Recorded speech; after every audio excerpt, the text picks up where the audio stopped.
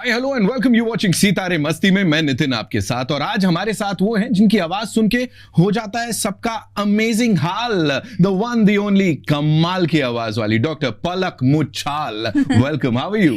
Thank you. I'm good, Nitin. And so good to see you. Same of course it's the positivity जो अब यहाँ पे आ जाने वाली है, भर जाने वाली है। तो डॉक्टर साहब मुझे ये बताओ, आप उस टाइप के डॉक्टर हो जो सुबह बोलते हैं कि एक काम करो, उठने के बाद आशिकी 2 की एक डोज लेना और सोने से पहले गदर 2 की डोज लेके सोना। ये क्या है डॉक्टर जी, कैसे हो गए आप? Actually, मैं उसी तरह की डॉक्टर हूँ, है ना? बिकॉज मेरे पास डॉक्टर वाली डिग्री नहीं है, बट मुझे ऑनररी डॉक्टरेट मिला है Right. चैरिटी वर्क के लिए। साथ ही साथ मैं PhD कंप्लीट कर रही हूँ, so I will also get that degree. But हाँ, मैं ऑपरेशन करने वाली नहीं, करवाने वाली हाँ, बिल्कुल करवा रही हैं, ऑपरेशंस करवा रही हैं और भी बड़े सारे काम कराती हैं। अभी डबल डॉक्टरेट लग जाएगी तो डॉक्टर बोलना पड़ेगा। कमाल है भाई, कमाल है। यू नो पलक, कहां से शुरू करूं मुझे नहीं पता, बिकॉज जब से आपकी जर्नी जहां से शुरुआत हुई है ना उसकी, तब से लेके अब तक it's been so inspiring, it's been amazing. तो मुझे बोलो, जब पहली बार जब वो एक कहानी है, कितनी सही है कितनी नहीं आप बताना। हाँ. कहते हैं कि एक बच्ची निकल पड़ी थी, दुकान जाके कुछ डोनेशंस ले रही थी, है ना, कुछ अच्छा काम करने के लिए। हाँ. ये सच कहानी है? हाँ जी। क्या हुआ था? सो बेसिकली कारगिल वॉर हुआ था एंड सब लोग अपनी अपनी तरह से कुछ ना कुछ मदद कर रहे थे सोल्जर्स की। और तब मैं बहुत छोटी थी, तो मम्मा न्यूज़पेपर पढ़ के मुझे सुनाती थी एंड शी टोल्ड मी कि बहुत लोग मदद के लिए आगे आ रहे हैं। तो गाना तो मैंने शुरू कर ही दिया था। तो साथ ही साथ मुझे हमेशा से ऐसा लगता था कि मेरी फैमिली में कोई भी नहीं गाता था। जो अगर मुझे ये संगीत की गिफ्ट मिली है भगवान से, so there should be some purpose behind it. And मैंने मम्मा से कहा कि मैं भी कुछ मदद करना चाहती हूँ। मम्मा ऑलवेज बीन वेरी सपोर्टिव कि हाँ ठीक है, जो करना है। आसपास के जितनी भी दुकान थे, हर दुकानदार अंकल से मैं जाकर कहती थी कि मैं आपको मेरे वतन के लोगों सुनाती हूँ, आप प्लीज़ मेरे डोनेशन बॉक्स में सोल्जर्स के लिए कुछ डोनेशन डालिए। एंड ऐसा करते करते आई थिंक 2-3 दिन मैंने ऐसा किया एंड 25,000 रुपये इकट्ठे हो गए। एंड एक 5 साल की बच्ची के लिए तो बहुत बड़ी बात हो जाती है। So that was the first time I used my talent. So where would you say did you get that inspiration from? Because 5 साल का बच्चा 25,000 रुपए या 25 रुपए दे देंगे, वो उसमें ही खुश हो जाएगा, टॉफी चॉकलेट की बात करेगा। कहाँ से आ रहा था, क्या आ रहा था? बहुत सारे ऐसे इंसिडेंट्स आई थिंक हम सबकी लाइफ में होते हैं। कई बार हम ध्यान दे देते हैं, कई बार हम रोजमर्रा की जिंदगी में इतनी मशगूल होते हैं कि फोकस नहीं कर पाते या कुछ कन्वीनियंटली बहाने बना के आगे निकल जाते हैं। तो जैसे जब ट्रेन में सफर करते हैं, बहुत आम सी बात है, हम सब देखते हैं कि कुछ बच्चे भी अपना शर्ट उतार कर ज़मीन साफ कर लेते हैं 2 रुपए 3 रुपए के लिए। ठंड में हमारे पास तमाम स्वेटर शॉल्स होते हैं, बट बहुत सारे बच्चे फुटपाथ पर सो रहे होते थे। एंड मैं देखती थी कि मैं बहुत प्रिविलेज्ड हूँ, बट ऐसी डिस्पैरिटी क्यों है, इतना अंतर क्यों है। एंड काश ऐसा कुछ मैं कर सकूं कि वो अंतर को मैं कॉम्पनसेट कर पाऊँ। एंड सिंगिंग को उनकी मदद के लिए यूज़ कर पाना, आई थिंक ये बहुत बड़ी एक समझ भगवान जी ने दी थी बहुत जल्दी। And I was really blessed to have materialize that thought into action. क्योंकि बहुत लोग ऐसा करना चाहते हैं, बट वो एक्शन में तब्दील नहीं हो पाता है। बट मुझे ऐसे मौके मिलते गए। हाँ, बहुत जल्द कारगिल के मिशन के बाद एक बच्चा घर पर आया और उसके पेरेंट्स ने कहा कि हमारे बच्चे के दिल में 2 छेद हैं और उसकी सर्जरी करवाने के लिए पैसे नहीं हैं। और मेरे सामने ऐसी अपॉर्चुनिटीज़ आ ही रही थी उस वक्त। सो मैंने मम्मा से अगेन कहा कि इस बच्चे की भी मदद करनी है। पलाश और मैंने एक छोटा सा स्टेज बनाया राजवाड़ा पर, इंदौर में हम रहते थे तब, और सिर्फ गाना शुरू कर दिया है सोच के कि हाँ हम जगह जगह गाएंगे और पैसे तो आ ही जाएंगे। वो कन्विक्शन तो आ ही गया था। लेकिन वो पहले सो कॉल परफॉर्मेंस में ही 55,000 इकट्ठे हो गए, जो उस बच्चे की सर्जरी के एग्जैक्ट एस्टिमेट था। एंड उसके बाद वो पहली सर्जरी डॉक्टर देवी शेट्टी ने कहा कि हम फ्री में कर देंगे अगर तुम इतना अच्छा काम कर रही हो। तो उन पैसों के लिए हमने और ज़रूरतमंद बच्चों को बुलाया कि अगर किसी को ज़रूरत है। और पहले दिन 7 बच्चे आ गए। तो उनकी किस्मत से आगे 7 शोज आ गए। डेफिनेटली कुछ डिवाइन इंटरवेंशन था कि सब अपने आप होता जा रहा था। कभी नहीं सोचा था कि छोटी सी पहल थी वो एक मकसद बन जाएगी, इतने सालों तक चल जाएगी। Now 2,896 kids have been operated over the year, over 23 years. And अभी भी मिशन चल ही रहा है। इमेजिन यार, तब से लेके अब तक अपनी भी जर्नी आपकी, इतने आगे आप आ गए हो। इट्स नॉट जस्ट हिंदी फिल्में, अलग अलग भाषाओं में, पूरी इंडियन सिनेमा की अगर मैं बात करूं, हर भाषा के लिए आपने गाना गाया है. What kept you going? बीच में ये नहीं लगा अब तो ठीक है यार, चल गया, मतलब अच्छा है, आई बिकम प्रीटी पॉपुलर, अब ये रहने देती हूँ? इनफैक्ट जब चल गया ना, तब मिशन भी बहुत ज़्यादा तेज चलने लगा. पहले जब मैं गाती थी 3 घंटे, तब एक बच्चे की सर्जरी होती थी. पर जब जैसे जैसे गाने आते गए, गाने हिट होते गए, तो कॉन्सर्ट के रेट्स भी बढ़ते जाते हैं. तो एक ही शो से 12-12, 15-15 बच्चों की सर्जरीज होने लगी. एंड यू नो, जब ऑब्वियसली मैं एक आम लड़की हूँ, मेरी भी ख्वाहिशें हैं, मेरी भी इच्छाएं हैं, लेकिन लिटरली मेरे घर के नीचे एम्बुलेंस लेकर काफ़ी सारे लोग आ जाते हैं तड़पते हुए बच्चे को लेकर. जब आप किसी को ज़िंदगी और मौत से जूझते हुए देखते हो, तो उसके ऊपर कोई भी ख्वाहिश, कोई भी डिज़ायर मायने ही नहीं रखता.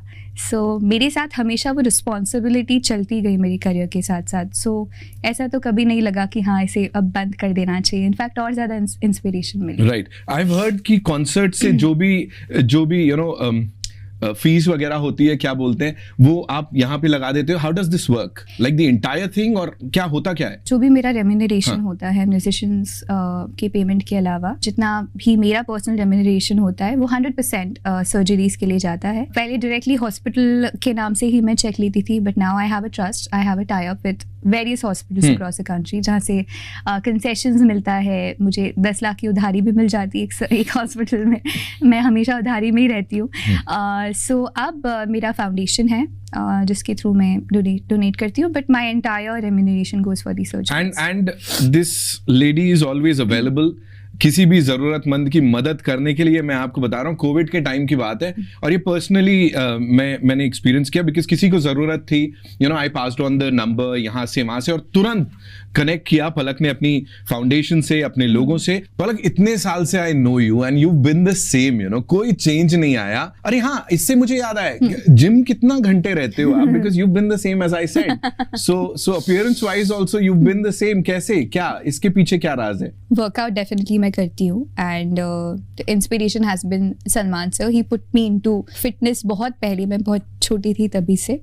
सो हाँ, वर्कआउट तो चलता है. अरे सलमान सर की बात की है, अभी और बहुत सारी बातें उनके बारे में करनी है. Kick film, of course devil थे वो उसमें, एंड इस एंजल के साथ काम किया था. ये एंजल वाला अवतार कभी डेविल वाला अवतार बनता है? गुस्सा आता है पलक को? गुस्सा आता है, बट बहुत कम. इतना स्वीटली थोड़ी आता होगा. लाइक आता होगा ना कुछ बवाल करके कि कुछ चीजें उठा के फेंक ली, और of course you are a star, so you need to behave like that, right? Stars have to behave like that. Of course ना, कैसे ऐसे पता लगेगा नहीं तो. सो लास्ट टाइम कभी गुस्सा आया था? आई थिंक 1-8 साल पहले. बहुत कम आता है, बट आता है तो बहुत aggressive. क्या होता है? जैसे what do you do, like क्या होता है? The most that I have done is to ask a person to get out.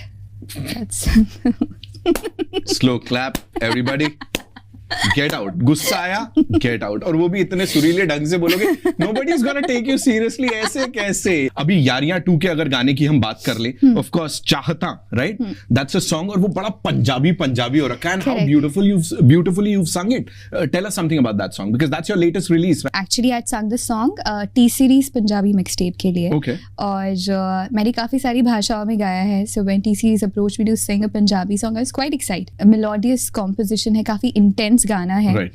So I enjoyed singing it, and then वो story से यारियां 2 की story के साथ बहुत ज्यादा अच्छे से जा रहा था. So then it was finally included in the. आजकल ना एक ट्रेंड आ गया है. सोशल मीडिया ने बड़ी मदद की है लोगों की, because you become popular like overnight, right? आपको वो फेम मिल जाती है जो शायद बाकी सारे आर्टिस्ट एंड इंक्लूडिंग यू, वो पूरा एक जर्नी रही है. First of all, what do you have to say about this trend कि कुछ हुआ तो रातों रात फेमस हो गए? आई वुड से कि rather than commenting और रातों रात फेमस होना, आई वुड से कि सोशल मीडिया एक बहुत बड़ी ब्लेसिंग है फॉर आर्टिस्ट स्पेशली. बिकॉज कई बार ऐसा होता है कि बहुत सारे सिंगर्स हैं जिन्होंने बहुत सारे गाने गाए हैं, उनकी आवाज़ के थ्रू हम पहचानते हैं उन्हें, but social media gave everybody an opportunity to show their face. And एक अब जो आपका पर्सनल कनेक्ट है फैन से, वो बहुत ही ज़्यादा स्ट्रांगली इस्टेब्लिश हो जाता है. आपको तुरंत पता चल जाता है कि क्या पसंद किया जा रहा है, क्या नहीं पसंद किया जा रहा है. Eight the same time specially especially for musicians, I think it's become a platform in itself. Films तो limited number की बनती है, तो हर सिंगर को फिल्म में गाना मिलना पॉसिबल नहीं है. बट इंडिपेंडेंट म्यूजिक के साथ साथ आजकल अगर आपकी सोशल मीडिया फॉलोइंग है तो वो आपकी अल्टीमेट ऑडियंस है. फिर आपको ना किसी लेबल की ज़रूरत है, ना किसी फिल्म की ज़रूरत है. तो आई think that's a very big blessing. तो मैं सोशल मीडिया को बहुत पॉजिटिवली. नहीं, मैं ये पूछ रहा था कि रातों रात स्टार से मेरा मतलब है कि जिनको ऐसा लगा कि भाई सिंगिंग हमारा बचपन का प्यार था यार, यू नो, एंड फिर आगे जाके हम इसको परस्यू कर लेंगे. You getting it right? So ये अचानक से हो जाता है, उसके बारे में क्या बोलोगे, और कितना सस्टेनेबल कितना है वो, कितना आगे तक जाएगा? आई थिंक अचानक से हो जाना is not a bad thing, but मुझे लगता है कि बहुत सारी चीजें अचानक से हो जाती है बट उसकी सस्टेनेबिलिटी नहीं होती है. Not to mention anything, but कई बार हमें लगता है oh my god this is the thing right now, and ये हर तरफ सुनाई दे रहे हैं, दिखाई दे रहे हैं, but कुछ दिन के बाद it just fizzles out. And how एक ऑन एन इंडिविजुअल बेसिस ये तय कर पाना कि आपकी मंजिल क्या है, आप 4 दिन का फेम चाहते हैं या आप रुके रहना चाहते हैं, relatable approach I feel. But अगर आप 4 दिन के लिए फेमस हो भी गए हैं, उसको कैश करके आपकी सस्टेनेबिलिटी को बढ़ाया भी जा सकता है.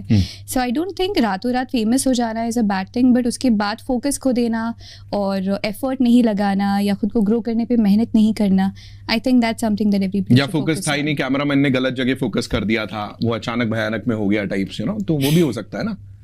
Okay. she is like, नहीं, मैं नहीं दे रही हूँ कोई जवाब यहाँ पे. See, with you, it's talent and popularity. Because again, social media की अगर मैं बात कर रहा हूँ, you've been there, done that. एक बड़ी कमाल की चीज आपकी है, इतना सब पाने के बाद भी you reply to each and every fan of yours. Palkian बोलते हैं, Palkian, है ना? So I think it's a very big thing कि आप सबको जवाब देते हो, you give them that love जो कि शायद वो आपको देते हैं, तो वो रेसिप्रोकेट करते हो आप उसको. What do you have to say to all the Palakians who have been supporting you from day one? I feel blessed, and blessed भी मुझे अब अंडर स्टेटमेंट लगता है, बिकॉज इतना सारा प्यार, you know, I wake up and the first thing that I receive in my life is love. And ऐसे लोग जिनसे मैं कभी मिली नहीं हूँ, जो मुझे पर्सनली नहीं जानते हैं, कुछ भी करने को तैयार हैं. जब भी मेरी लाइफ में कोई भी छोटा बड़ा अचीवमेंट होता है, त्योहार की तरह सेलिब्रेट करते हैं.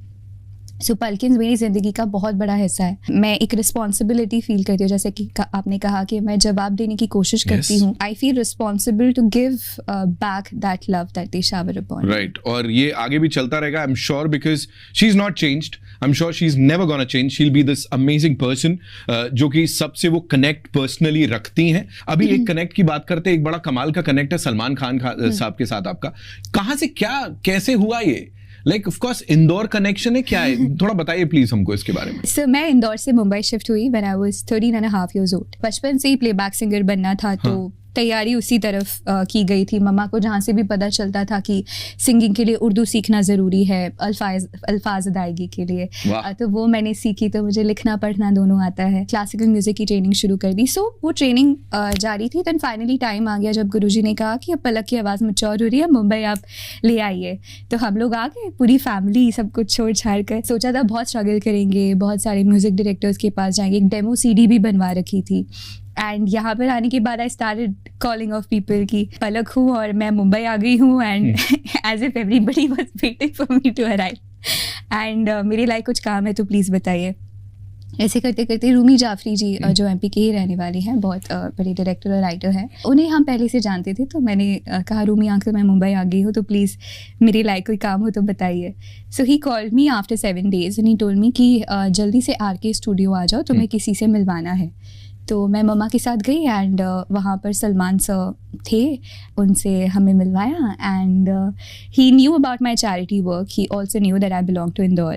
Then he asked me to sing and मैंने गाना सुनाया. एंड उसके बाद उन्होंने कहा कि तुम बहुत जल्दी मेरी फिल्म के लिए गाओगी. और वो सुन के हम थैंक यू बोल के घर आ गए और सेलिब्रेट कर लिया कि वाह आज तो इतनी बड़ी बात हो गई है. और सर ने बोल दिया कि तुम फिल्म में गाओगी. सेकेंड डे ही I got a call from his team कि जल्दी से स्टूडियो आ जाइए, गाना रिकॉर्ड करना है. So actually made it happen and I sang a very small portion in a song called Meherbaniya, which was part of Veer the film, not the album. So वो गाना record हो गया. उसके बाद he started mentoring me personally. So लोगों को recommend करना, मेरा नाम म्यूजिक डायरेक्टर्स के पास मुझे भेजते थे, डायरेक्टर्स को बोलते थे. साथ ही साथ मेरे मिशन के 100 बच्चों की सर्जरी भी करवाई उन्होंने. और ऐसे ही छोटी बड़ी बातें समझाना, किससे नहीं मिलना है, किससे मिलना है, all of that. And then one day I got a call from Sohail Sen sir, who was doing music for his film that time, and he asked me to come to Yash Raj studio to record a song. फिर गाना record हो गया, but I didn't connect it कि वो sir की movie के लिए हो सकता है. Then I met him after a couple of days and he told me कि तुमने वो जो गाना रिकॉर्ड किया है recently वो मेरी फिल्म का है. लापता? उस पे कटरीना ने एक्टिंग की है और यश राज के लिए है, and Kabir Khan sir has directed it.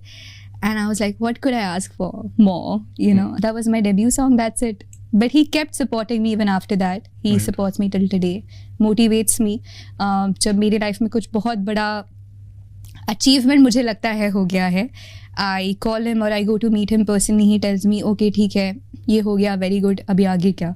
So he keeps planning for my career more than me, and extremely caring, extremely supportive, and I feel like it's a blessing to have him in my life. Wow, एक आवाज जो कभी लापता नहीं हो सकती. कितने ही लोगों में सुन लो, आपको पता है पलक मुछाल की आवाज है ये. What a beautiful love story, Katrina and Salman, you know, in the movie. आमने सामने दोनों. And love story से याद आया कि अभी एक स्टोरी बनी, अभी 1 साल कंप्लीट किया है उस स्टोरी ने. बड़ा सारा लव है उसमें, बड़े सारे लोग बात कर रहे हैं. व्हाट डू वी, आप क्या बोलते हो उनको? MG. है जी.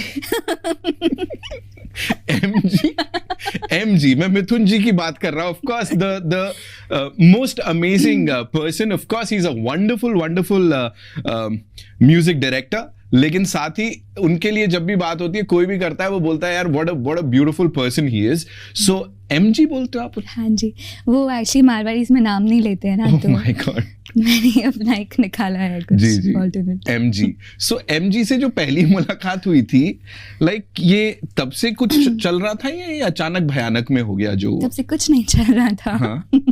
She like, आज तो मतलब मैंने कहा ऑफ कोर्स सवाल पूछेंगे ना. हाँ. इनफैक्ट जब मैं पहली बार उनसे मिली, बैक स्टोरी, अभी 1 साल कंप्लीट किया है पलक ने और मिथुन ने. सो कंग्रेचुलेशंस. आप बहुत आप लोग ऐसे ही आगे तक जाते रहे एंड अमेजिंग लाइफ जीते रहिए. अब आइए. हाँ. थैंक्स. तो जब मेरी मुलाकात मिथुन सर से पहली बार हुई, उस समय वो मिथुन सर थे फॉर अ मूवी की रिकॉर्डिंग. ट्रैफिक उस मूवी का नाम था. 2011 में मैं बहुत छोटी थी. गाना रिकॉर्ड किया. We both are quite similar as professionals in terms of conduct. वो हम स्टूडियो में बहुत कम बात करते हैं. मैं स्टूडियो में जाती हूँ, गाना लिखती हूँ, गाती हूँ, वो भी बस कुछ इंस्ट्रक्शंस देते थे गाने से रिलेटेड, एंड आउट. तो हमारी उतनी ही बात हुई है इतने सालों तक. I have also recorded the iconic Aashiki song also for him. Yes. He gave me that, और उसके लिए मुझे अपना पहला playback singer of the year का अवार्ड भी मिला था. उसके बाद भी काफी सारे गाने रिकॉर्ड हुए. तो कुछ भी नहीं ऐसे कैसे हो सकता है? मतलब we're not gonna believe it. ये कैसे हो सकता है? Like you have known me, you have known him also over the years. नहीं, हमको क्या पता, like you know, ऐसे चोरी चुपके कुछ हो रहा हो तो? नहीं, ऐसा कुछ नहीं हुआ था. Both of us were very very focused अपने काम के प्रति, और काम के अलावा कुछ था ही नहीं. आपको पता है, ना मेरी कोई फ्रेंड्स है, ना मैं ज़्यादा बाहर जाती हूँ, ना मैं पार्टीज अटेंड करती हूँ. सो लाइफ में सिर्फ म्यूजिक मिशन था. And you know, Marwari families में अपब्रिंगिंग बहुत यूनिक होती है. आपको डेफिनेटली एक इंडिपेंडेंट पर्सन बनाने की कोशिश की जाती है. They want you to grow, be self sufficient. At the same time marriage की पैरेलल ट्रेनिंग चलती रहती है. Marriage is a very commonly discuss topic in Marwari family. So I was brought up in a Marwari household. तो I new कि एक as आएगी जब मम्मा पापा बात करेंगे, लड़का ढूंढेंगे, and I be married. Right. उसके पहले कुछ सोचने की जरूरत ही नहीं है. सो आई वाज वेरी फोकस्ड. वो समय आया, and somehow this was like a couple years back. He connected with my parents. Then he got his parents connected with my parents. बात हुई, and when we got together, जब शादी fix होने के बाद हम मिले एक्चुअली पहली बार, it just felt like it was meant to be. It just felt like it was so meant to be. इतनी ज़्यादा similarity थी हम दोनों में कि we couldn't have thought about Right. anything else. Right.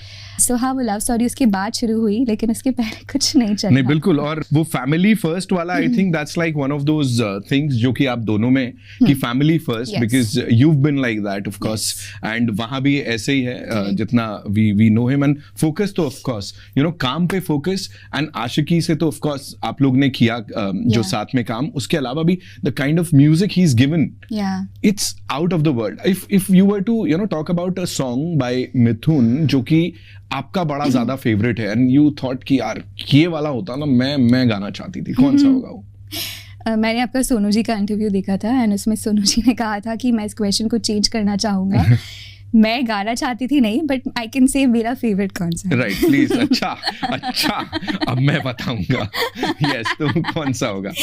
मुझे तुझे कितना चाहने लगी हम बहुत पसंद. Do you guys like discuss music, या वो ऑफ कोर्स काम है लेकिन साथ में तो चलता होगा, तो do you guys discuss music?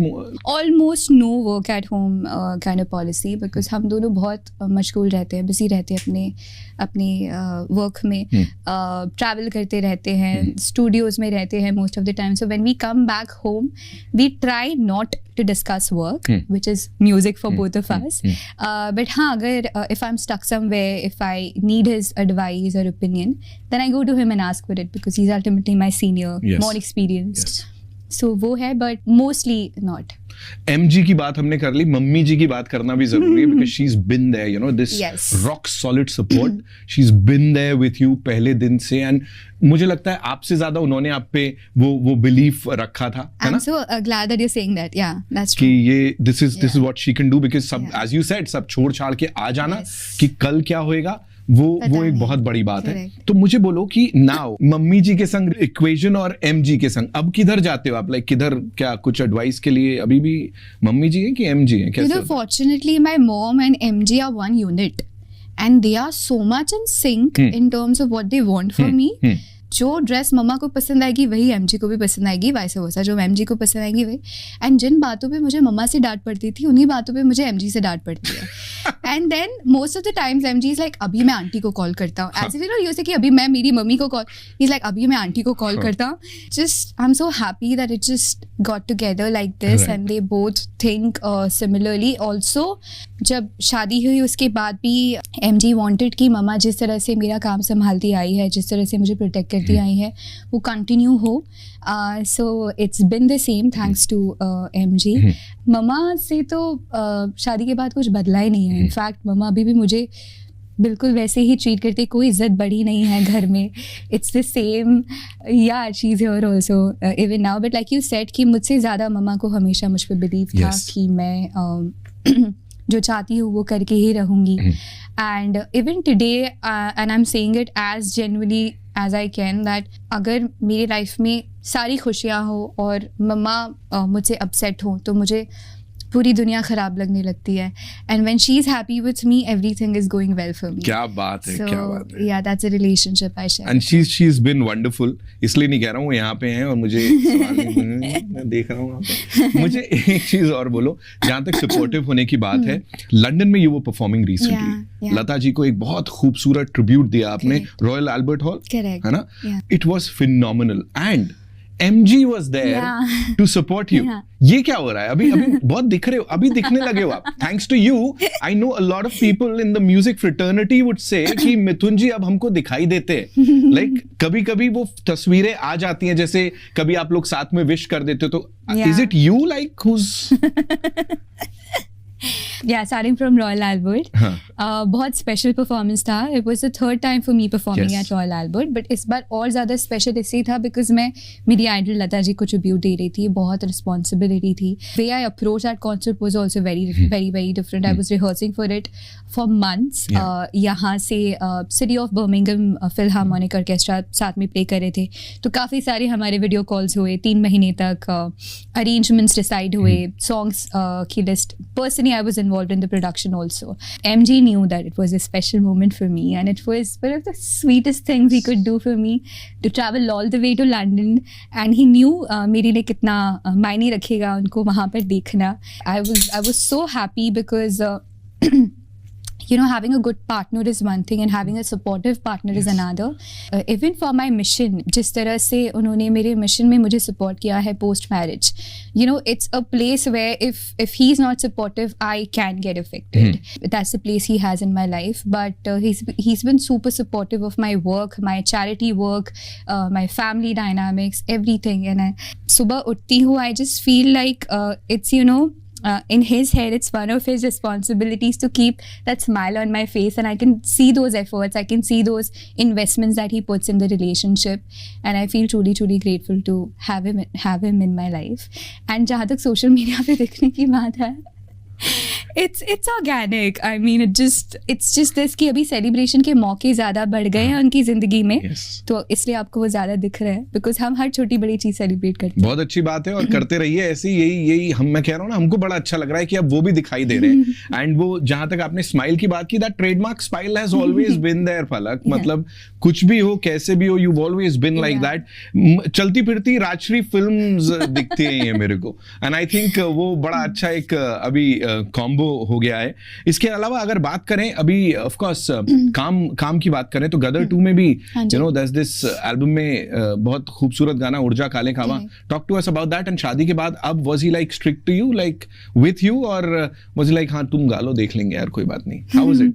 उर्जा काली कावा बहुत ही ज़्यादा स्पेशल गाना है, आइकॉनिक गाना है. And the makers and him they decided to have a version of me in my voice also. Responsibility तो थी ही, क्योंकि जब भी आप एक आइकॉनिक गाना गाते हो लोगों की एक्सपेक्टेशंस बढ़ जाते हैं. They always relate your rendition with the original rendition.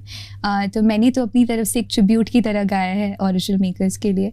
And MG post marriage, Mithun sir, when I talk to him professionally, I call him also Mithun sir at the studio. हम कोशिश करते हैं कि हम सुबह से कम बात करें जब जिस दिन रिकॉर्डिंग होती है, so that we are in that professional zone. When I go to the studio I behave like a singer. Right. I don't expect any personal treatment from him when I'm at the studio. And I think we both are professionally like that कि वो automatically भी हो जाता है. तो he was as strict as he would be before, और जितनी वो लिबर्टी पहले देते थे उतनी अब भी दी. सो प्रोफेशनली तो कोई चेंज नहीं आया. जज भी बनी थी ना आप अभी? हाँ जी. You judged a couple of reality shows. You've been there. बड़ी अच्छी जज. तो वहाँ ऐसा बोलते हैं कि थोड़ा रोना होता है जब ऐसा कुछ करो. Like, do they ask you to cry? Because we've seen a couple of people वो एकदम you know एकदम आंखें भर आती हैं. हर बात में क्यों रोना है? Okay.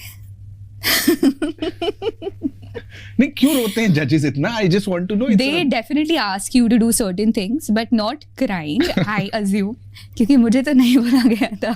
Right. नहीं, आप रोए भी नहीं थे इतना, वो तो कभी-कभी तो भर ही सकती है. But कभी-कभी रोना आ जाता है naturally, because you know कुछ stories ऐसे होते हैं naturally जो आपको बहुत ज़्यादा इमोशनल लगते हैं. And when you see parents, especially judging a children's show like a kids show, it is an emotional experience because you see those parents coming there for those kids, and वो छोटे छोटे बच्चे कई बार वो बहुत responsible feel करते हैं. So emotional moments naturally भी आ जाते हैं, but at the same time it is a show on TV, and there are certain things that are expected out of you, being on that chair, because ultimately people are watching you. So to make it entertaining, there are things that they ask. Right, but at the same time, you know, having said that, आपने जो बोला मैं उसको add करूंगा कि you've been this super dignified judge, and जब भी you know आपने किसी को समझाया है, वो निटिग्रिटीज से समझाया. ये नहीं खाली कह दिया कि अच्छा है बुरा है. यू एक्चुअली यू नो वो डीप डाइव करके आपने समझाया है. तो that's like a good thing. I am glad you observed that. नहीं, ऑफ कोर्स पूरा होमवर्क करके अपना कुछ ही लोगों को फॉलो करते हैं हम, और बिल्कुल ढंग से you've done it. So that's like a big thing. Talking about your music career, of course, coming back to that, you worked with like almost all the music composers. कुछ हैं जिनके साथ नहीं किया, बट हाँ ऑलमोस्ट. है ना, सबके संग. मतलब लैंग्वेजेस की नहीं बात करूं मैं, यहीं की अगर हिंदी फिल्मों की भी बात करूं, you work with almost all of them. कौन से एक म्यूजिक डायरेक्टर है जिनके संग यू नॉट वर्कड अभी तक और you would want to work? I have not sung for Vishal Shekhar ji, and I would love to sing for them. So there's something that is around the corner. Right. Oh. Yeah. So मैं जब मुंबई आई तब मेरे पास एक बहुत लंबी लिस्ट थी of music composers that I wanted to sing for. Right. And almost 99% सब पे टिक लग चुका है. And I'm so happy कि मुझे इतने iconic गाने मिले हैं गाने के लिए from all those composers and इतना कुछ सीखने को मिला है सबके साथ. So हाँ, almost सब पर टिक लग चुकी है. तो we waiting for this नया धमाका जो कि आगे हो ही जाएगा. एक और चीज जो गाने के अलावा पलक करना चाहती थी या करना चाहती हैं, what would that be? Of course, charity, गाना, like जो अभी आप कर रहे हो उससे हटके.